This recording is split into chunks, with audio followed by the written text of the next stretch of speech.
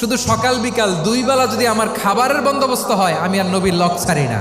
আমার আনসার সাহাবারা ক্ষেত খামারের কাজ করত, আমার মুহাজির সাহাবারা ব্যবসা করত, আর আমি নবীর সাথে সাথে থাকতাম। 5374টা হাদিস তিনি বর্ণনা করেছেন।